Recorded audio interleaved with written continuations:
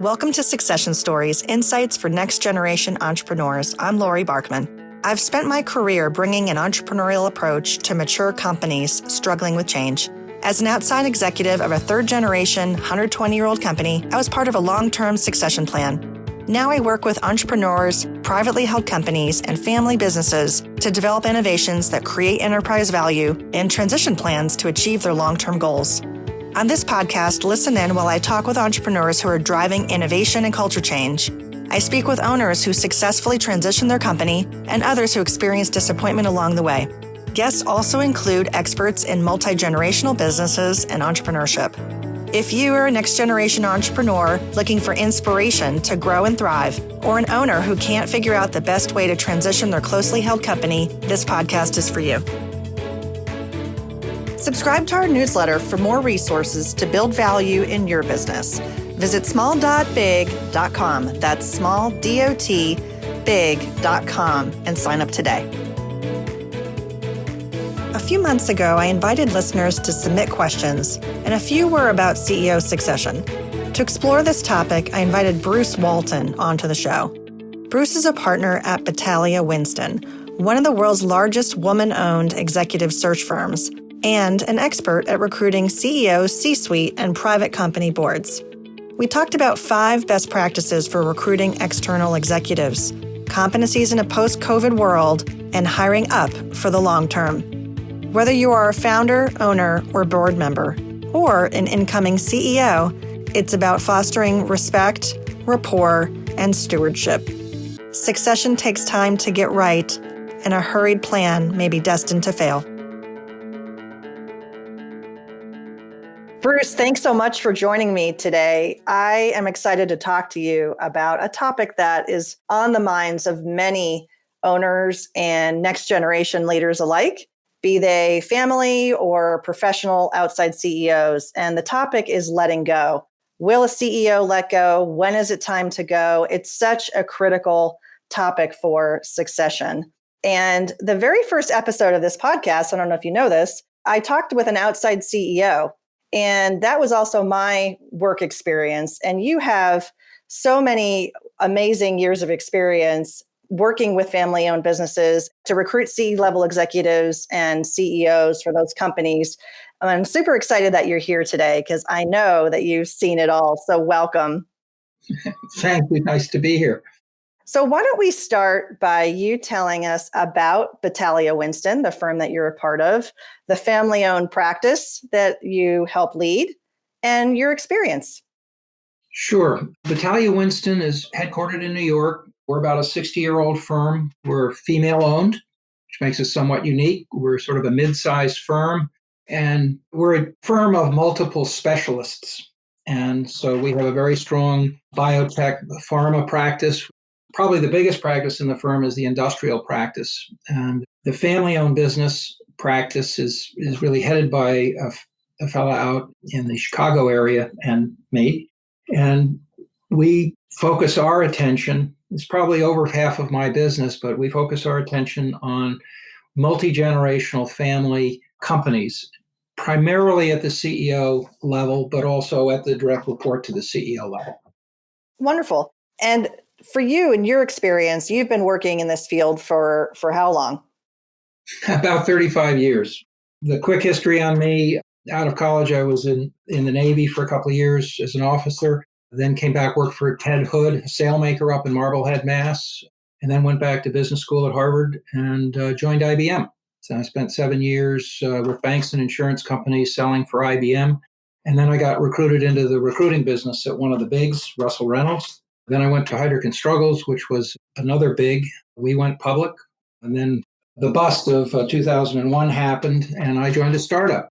And now almost 10 years I've been with Battalia Winston. Okay. And you're in Boston. I don't know if you mentioned that you're in Boston. Yeah. You are in beautiful Boston.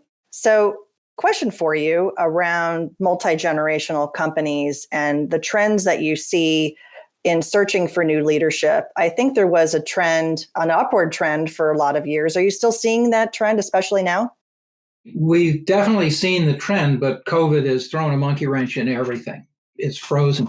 Our business model recognizes that uncertainty tends to freeze our clients. They don't know which way the wind is going to fill in. They stay at anchor. And COVID has had that effect on the business today. A number of searches have completed. And the change with COVID has been that you have to redefine what your needs are going to be over the next 2 or 3 years, because the best candidate pre-COVID may not be the best candidate post-COVID. And that's turned a couple of searches into different directions we've experienced. Well, that's a really great point. What are some of the key differences that you're seeing in terms of what companies are looking for now? I think it's the ability to turn on a dime, put together an interim plan and measure it very quickly and stay sensitive to whether it's working. You can't set a 5-year plan and stick to it. I know at the beginning of the COVID pandemic, there was a Harvard Business School series of Zoom seminars on how to react to it. And the big message there was you have to stick to your core values, what's important, and then build teams that can respond quickly and recognize that the answer now may not be the answer in a month. But you don't have the same certainty surrounding your environment. But you have to react quickly. And the core to doing that without getting in trouble is to make sure everybody's paying attention to the core values, which frankly is very similar to the key driver in family-owned businesses. Core values, I think that's an awesome place to sort of start with these companies because, I have asked the question of different guests that have come on of how have your core values helped you make decisions during this time? It absolutely is. Multi-generational families tend to have spent time defining that and putting it into some sort of a document, either on their website or internally. Entrepreneurial folks frequently haven't taken the time yet to do that. But particularly in the kind of uncertainty we're dealing with now, where people are working from home, there are a whole lot of different changes. But what those fundamentals are is important to spend time thinking about and codifying. Yeah, definitely. So let's talk about transitioning to a non-family CEO. Certainly, you have a lot of experience with this in working with the companies that are looking for that right person to come in. And what's that process look like? And what are some things that multi-generational companies who don't have a family member to transition to, what are some of the things to consider when they're looking for a non-family CEO? Well, I think that once you're north of even $25 or $30 million, I think the most important thing for setting the foundations for a successful search is having some kind of a board, an outside perspective, a sounding board to help ownership go forward. I've written a number of articles about this, and one of the keys in the smaller company range is that if you bring in a good person from the outside, they're going to bring ideas that may scare the pants off the owner. And the owner needs a way to reflect on those ideas and assess them. And extra perspectives that come from even an advisory board are really helpful there. The other side of that coin is that a good CEO does not want to be simply at the whim of an owner. They want to have a way to influence the owner. There was some risk management involved here, protecting them that a whim that's reviewed by a board can get on track. And owners frequently are emotional about what they're doing, and emotions drive a lot of decisions. I've been sort of impressed over my career that while you'd like to think that business decisions are made on the basis of what's best for the company, it's my experience both as an IBMer and as a consultant that at least half of the decision is based on personal motivations. So you have to have somebody to temper that. That's the board. So if a company does not have an advisory board or a fiduciary board, there's that, I guess, open space where maybe there's a family council that's helping to drive some of these decisions. Maybe let's talk about it from a couple different standpoints. A lot of listeners out there, I'm guessing, do not have an advisory board in place. Let's say if they're under 30 million, as you said. So if a CEO at some point is starting to think about a transition, generally, how many years out do you think they're sort of having this conversation with themselves or their family? Is it 5 years out, 10 years out? There's time and there's age. I think it takes at least 2 or 3 years for a new board to get its feet on the ground, get its processes in order, and get into a cadence and a comfort zone.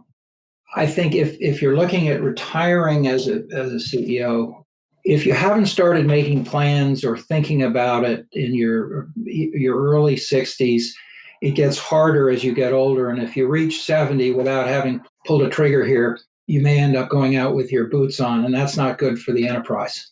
And frankly, one of the most important job a board does is select a new CEO. And we've got lots of scar tissue from CEOs who want to do the process themselves. And we've had to wrestle them back into making sure there's a search committee that has the board involved. So it takes time and it takes energy, and you don't just do it on the fly. Yeah, a board can be extremely helpful in being independent and having a more broad perspective, especially if they are independent, they're not owners. And I'm curious in your experience, though, if you talk about the CEO who maybe he or she is the primary owner, mm-hmm. and they don't have a family successor, what's the thought process for them in letting go? And I'm sure you've had many conversations with people who struggle with that. What's a typical conversation look like in the getting started phase? I was asked a question by a very successful founder owner who said, what are the 5 most important things for a successful transition to a non-family CEO? 4 items I've been talking about and writing about for years. And I called a successful CEO who'd been in the saddle for 10 years and then kicked up to chairman, a search I did quite a few years ago. And he added the 5th item. There's a combination of structures and processes. I think that from the structure set, you need board governance. You need some long-term incentive so that the new CEO has clearly a way to build personal capital and retire when they want to retire. And private family-owned companies are very reluctant to give up stock. They don't have to do that. There are ways to do that on a cash basis that make the new CEO act and feel like an owner, but without giving up stock. So those are sort of 2 structural things. I think the focus on who's going to be successful really comes down to 2 items. One is fit, or 2 components to the word fit, and that's something that everybody uses as a key term, and it is. But what does it really mean? One part of it is culture. Will the CEO embrace and become a steward for the core values of the family? That's one of the reasons that's an important starting point, because they do become the steward of that culture set. And stewardship is perhaps the single term that reflects all of the things that going into being a successful non-family CEO. Second piece is what we call competency. And that's, can they do the job? Do they have the skills and experience? And we go through a process, or require that our clients go through a process where we identify the top 5 to 7 competencies that you'd like to see displayed successfully in the recent past within the experience of the candidate, as a marker that they can come do that for us. And there's sort of 2 or 3 documents that, if you will, or document the first part of the search. One is a specification. It's a job description, but it's more of a marketing document, and it describes the company, what needs to get done, the qualifications, and a little bit about compensation without revealing too much. But out of that, we derive a competency model on the basis of, if this is the mission and what has to get done, what competencies would you like to see displayed, whether it's strategic assessment, very high EQ, strategic hiring, those kinds of things. And they're unique to each situation. Some of the top level descriptions may travel from search to search, but the underpinning documentation that applies to this client is unique to each situation. And the competency model is absolutely core in my view, because once you identify all the important things, then you can say, all right, what are the top 3 or top 4? And what are the ones where you could give up a little on? Because the nice to have versus the must have really helps us go into the marketplace. We can talk a little bit about how we do that. But when we seek advice from people who know the fish pond we're fishing, we have to about 2 minutes or less in order to focus their attention on what's really important in this situation. And so we have to be very much on the same page with our client. And the discussions that come out of the competency model and the prioritization of it are absolutely core to getting it done right the first time. Yeah, the competency model you talked about it earlier is shifting too. You might find that some of the skills that more entrepreneurial companies have, or intrapreneurial, if folks have worked inside a big company but created a new business or a new product line, that might be more of a fit for some companies undergoing change in the future. Absolutely. And EQ, you brought that up, and that's come up a couple of times on other shows too. And I think you do need a high degree of EQ to deal with some family dynamics. As a candidate or somebody who's talking to the executive search firm, what types of questions do you get from them most often so that they can judge whether or not it's a fit for them? I'm not sure I can give you specific questions, but they tend to revolve around how does the company work? What is the decisioning process? Who are the key voices? Is this managed professionally? And my simple observation is that the best candidates come from well-run, well-governed companies. And if they don't see the kind of processes and structures in place, they're going to be worried that this company will not be run as well as it could be. Now, they're going to be asked to bring in some of that for sure. But if you start from ground zero, it's higher risk for a quality candidate. And some of the best candidates will withdraw. Do candidates ask about, in a gentle and professional way, but understanding the CEO's desire to really truly step back and separate from the day-to-day? They do. It's the single most general question that when I take on a search, I talk to people within the company. I need to understand the culture from the recruiter's perspective as well. And at the CEO level, the question always is, will they let go? And I can tell a story about a $100 million family business had a 5-person outside board.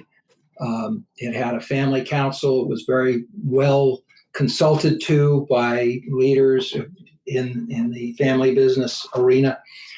But they had the youngest of 3 brothers who ran the company, each in turn, had a real control, psychological issue, if you will. And we talked about it, and we set up things like a search committee where there was an outside board member as co-head of the search committee. Once the candidate was appointed, we made sure that there was an outside lead director who could talk on behalf of the outside directors. But interestingly, there was so much concern from the way this CEO had operated that the family council, in conjunction with the board, set up tripwires that if you don't step back and let the new guy, who's going to have a different tool set and a different way of doing things, if you don't let him or her do their job, and you kept fiddling with things and getting down into management, those tripwires could result in him being thrown off the board. And guess what?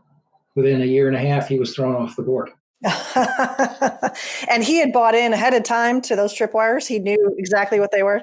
Yeah. Well, I wasn't privy to all those conversations, but the board made it pretty clear to him that, hey, you have to step back. Yeah. And there's symbolic things that you can do. I mean, what are some examples of that? Well, they moved his office out of the corporate headquarters. There were articles in the internal company magazine that was published quarterly that talked about those transitions. You have to make. They held his feet to the fire because there were some transitions where the new CEO took on more and more responsibility over a 4 to 6 month period, so that he didn't get overwhelmed at the beginning. And those things were committed to, and the board made sure that they happened, if you will. Yeah. And again, in this example, there's a board, which really is so helpful to not only setting up the tripwires, but holding the CEO accountable to their actions. I have some listeners that have submitted questions around situations where they are outside hire CEOs and there is no board in place. And the day-to-day crossing the border on a day-to-day basis is more acute than they would have expected. And so I did want to talk to you about that because, again, from a listener standpoint, I did get some questions on this. And it seems to be that the handoff, that founder or owner, transition to the CEO is really the key. And so certainly building trust and rapport is part of that, is going through the process and getting onboarded. But then over time, how should the current founder, CEO, right, who's transitioned out, how should they be thinking about truly letting go? And then for the new CEO to have the appreciation that that person might want to stay relevant, but not cross that line and going from kind of oversight, if you will, to management. To answer that, I'm going to go back to the earlier question you asked, and I didn't give you the 5, I gave you 4: culture, competency, board governance, and LTIP. Mindset was the 5th. And to get at that, I called the CEO of this that I had placed as COO like 12 years prior and asked, why did it work? And this was a bigger company, I would say. This was a NYSE company that had about 600 million. He said, why did it work? He said, it's about respect and rapport. The outgoing chairman needs to respect that the new CEO will come with a different toolkit. And of course, they have to like each other. The rapport has to be there. But they have to keep that in mind because there are going to come times when the new guy is going to do things differently. And that's going to create some tension. But having that mindset of respect and rapport can keep it from blowing up. And it's not easy at times. Yeah, and it just probably takes time to build that respect and rapport. And I suppose a trust, especially if someone's name is on the door. They've, hired this person in, they have the trust in their capabilities, but at the same time, they're just not quite ready to let go. Well, part of that, and sort of the second piece of that, maybe, if you look 5 years out ahead, hopefully the company's going to be larger than it is today. A players aren't going to sign into a job that's just going to keep the company where it is. So you're really hiring somebody to do a job bigger than the one you have. And that may be a hard concept to get your head around as a CEO, but you really should be looking up at the new candidates, the new CEO candidates, not down. If you're looking down at them, that means they're already smaller than you, and they're not going to. It's a high risk that they're not going to be the person to take the company to the next level and grow it. So I think it's important, and it comes with the respect and the rapport, that the mindset be one of, think 5 years ahead. What are we going to need then? And how are we going to get there? And that usually means somebody who's more senior, perhaps than you had imagined. And you're looking at least across, if not up, to the candidates. Does that make sense? Yeah, it does. It does. I want to go back to aligning interests on the financial side, because you're right. If the goal is to grow the company and in 5 years, we're all going to be benefiting. You mentioned that equity is not always part of the compensation package for an outside CEO. And there are other ways to align interests for long-term incentive plans from a cash basis, et cetera. I was wondering if you could dive a little bit deeper on that. Well, there are cash approaches. And I guess the first thing I would say is, and I've had people tell me they wanted to do this themselves and set up a long-term incentive program, and my advice to them is hire a professional, hire a compensation consultant who's used to dealing with private, smaller companies. I've collaborated with one here in Boston on a half a dozen different projects, and it makes a huge difference And the reason is there's so many laws and they change on occasion that affect what you can and should do that you don't want to do it on your own. And it might cost 15, 20 grand to set something up like that, but it will pay dividends, and getting that professional perspective is important. We're anecdotal, we're in the deal flow, but we don't know the details of what's best today. Frequently things are based on EBITDA. There may be annual valuations, growth in value. You also have to create enough incentive so that the CEO can attract and retain a good team.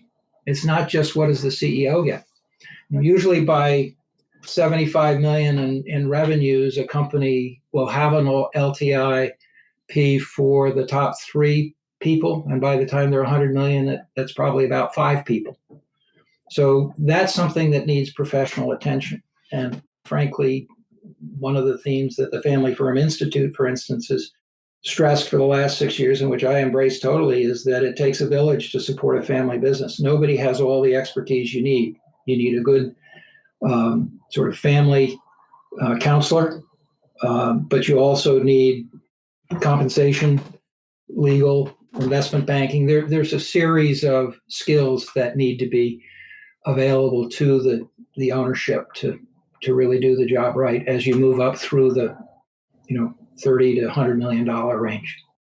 Do you see typically that sharing equity is for certain types or categories of companies, or is it all over the map?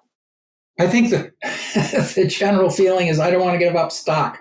So let's find a way to create a pool of money that's set aside and has a vesting schedule. I had one client, $70 million manufacturing company, where the chairman wanted to hold all of the deferred compensation in the company until the candidate turned 65. Well, it was an unusual hire. They hired a 43-year-old CEO, and his response was, wait a minute, I want to be able to take my long-term earnings out on a vesting schedule and invest them and then lose them just like everybody else, which proved he has a sense of humor and he was the right guy. He tripled the value of the ESOP in about 2 years. Pretty impressive. Yeah.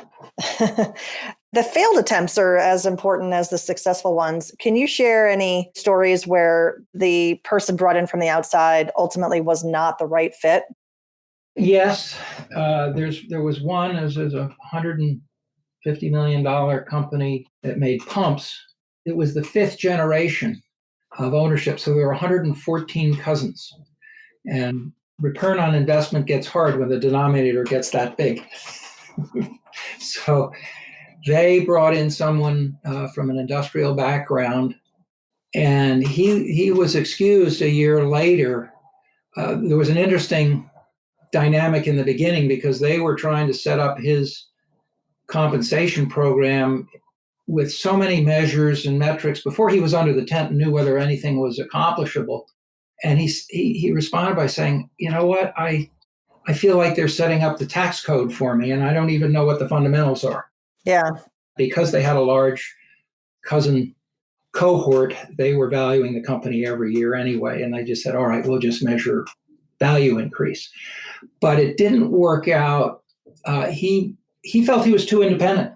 He didn't really want to take input from the board. Now, it was complicated a little bit by the fact that when they let him go a year later, half the board resigned. So it's hard to tell where the problem was. But that goes to the point that investor relations doesn't go away in a family business. It's quite different. People are there for different reasons. They marry in, they inherit, they have varying levels of experience and expertise around business. It's highly emotional. Their self-concept may be tied up in being an owner. There's just a whole lot, and I did an article on what it takes to do IR in a family business. And it's both reactive and proactive, and it's communicate. So in that other company where the CEO hit the tripwires, the chairman hit the tripwires, Right. CEO said it took 3 years to get the board cadence comfortable. The board cadence after the chairman left? Well, actually, as he was coming in. Okay. Yeah, how do we report? What are we going to change to professionalize and get everybody covered the way they need and want to be covered? A lot of education. And a lot of the education goes into how do we ensure that the coming generation, even if they're not in the company, will be wise owners? And how do they do that? How do they educate the next generation? Family meetings, maybe once or twice a year, and having sessions for youngsters, getting them involved in ways that give them a feel for the pride and the business they're in, getting involved perhaps in philanthropy. So giving them a feel for the company starting back in their early teens, not just waiting until they're in their 20s. Yeah, that makes sense. And I've talked to some others on this show about that. And it can be a very effective process for mentoring too. If you have folks that are in their teens and then their 20s, and then when they're starting in their career, whether it's in that company or otherwise, whatever the right time is for them to join and then growing their career in the family business. On that note, question for you. How do you know whether it's time for that heir apparent to rise and assume the role? How do you know whether they're qualified or prepared? Does your firm get involved in any of those types of assessments? We talked about outside assessments, but what about inside assessments? We certainly do that. I can't say that we're asked to do that a lot because those are usually pretty emotional and sensitive conversations. We've had experience with a company called Caliper, which is a very deep dive psychological test. It's online and takes maybe an hour and a half to complete. We encourage companies, and we've used it successfully in a number of situations. But not only do the candidates get evaluated, the top management gets evaluated so they can look at how the intersection goes, what the fit is. And those perspectives can be very helpful. And again, I would go back to the idea of having a board. You don't want to just do this alone. And frankly, most founders or CEOs, particularly of smaller businesses, will have some blind spots around junior. And maybe they've trained junior to do the job that they had 20 years ago, but that's not the job for the next decade. And somebody needs to be able to tell them that with a clear-eyed perspective. There may be a lot of listeners who are in that category of do not yet have an advisory board. What advice do you have for those owners and CEOs that have not yet created an advisory board? What do they need to do to get started? What should they think about?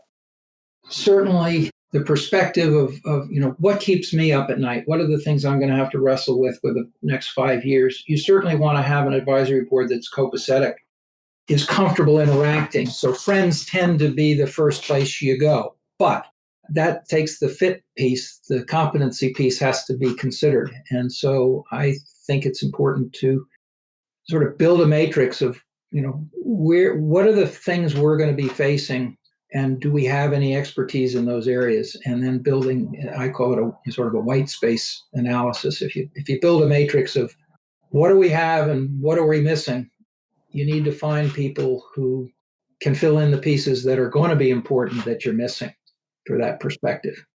Is the white space because of their management team, or is the white space because of themselves and their skill sets? It could be either. I built a board last year for a manufacturing company, and I talked just last week to the chairman and CEO, and they'd built a very profitable and successful company. And I said, well, what was the big thing you found? I said, well, it was a little more work for me, but what it really did was it took all my management team and made them straighten up and be more precise in the way they approach things, because the board challenged them. Is that responsive to your question? Absolutely. Yeah, I think that's a really great example. There are so many things to talk about. There's so many different aspects, but you've covered a lot of ground. So last question, just curiosity about you. What's something that you do as a daily habit that others might be curious about? I make lists. I've got things to deal with that I can't keep track of them all unless they're written down. So I'm driven by lists. And what's on your nightstand? What are you reading? Oh, gosh. I've found over time that I really love the historical novels where you learn about a culture, a different place and time with a rollicking story. Whether it's about the Aztecs or about the Visigoths or about, the Far East, you learn something and it's a good story. And that's what I enjoy. And if you have one piece of advice for owners and CEOs out there to stay positive and resilient through the next phase of what we call the new normal, what would it be? You're not alone. And you don't have to make all the decisions yourself. I think reaching out to people whose expertise you respect, whether they're formally or informally associated with a company. I've talked to a number of people who, people tend to have their own sort of mentors. But here's a concept. If you're the CEO, you're probably doing that. It can be lonely up there, but think of managing your personal space with a board of your own of mentors. Not every mentor is going to have expertise in every dimension of where you need help. So building your own network of folks who can help you with different aspects of your life, I think is probably good advice.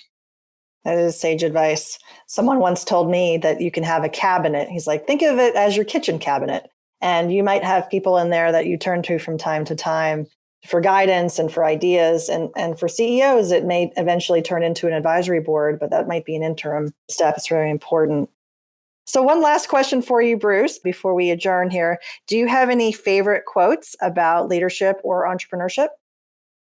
Not specifically. I just think as a small company or family company, the term stewardship, I think, needs thought and definition.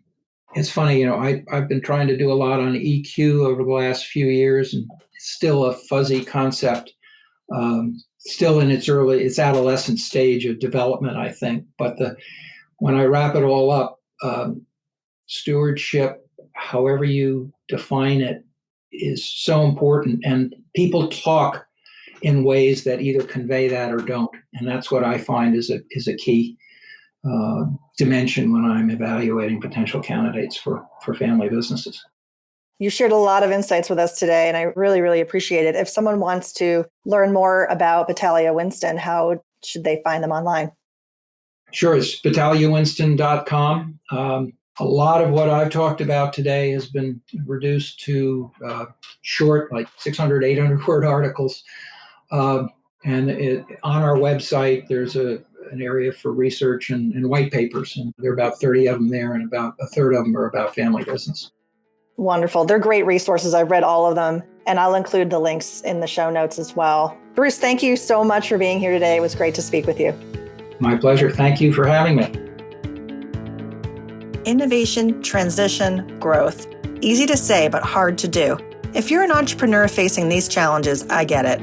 I work with businesses from small to big for strategic planning with your team to achieve your vision.